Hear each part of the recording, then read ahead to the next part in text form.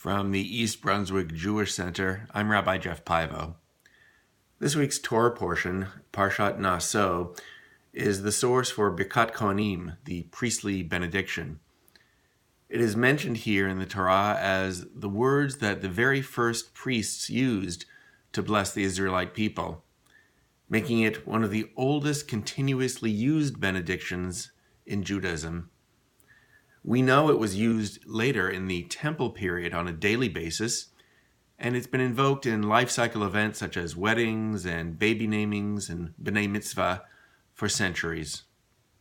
The structure of the blessing is quite elegant. It is composed of 3 lines of 3, then 5, and then 7 words, each of which position God's name as the second word of the line.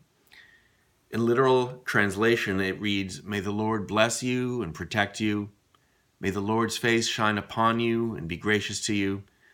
May the Lord's face turn toward you and grant you peace." Could there be any short blessing that says so much with so few words? Moving from hopes for God's protection and grace, it concludes with the wish for God's peace, couching its blessings in terms of God gazing upon us as would a caring and benevolent parent. And a strange thing happens when I invoke these words as rabbi officiating at a life cycle event. Even if I am joking around immediately before or after saying it, when I'm actually uttering the words of the blessing, both I and the recipient feel its full force. Rabbis are not specially endowed with magical powers. We are merely the officiants designated to publicly recite God's blessings. But as much as any moment in my work as rabbi, the moment when I invoke Birkat Kohanim makes me deeply aware of the responsibility and the authority of that role, one that I then attempt to live up to in the days between uttering it. That sense, though, is not limited to rabbis.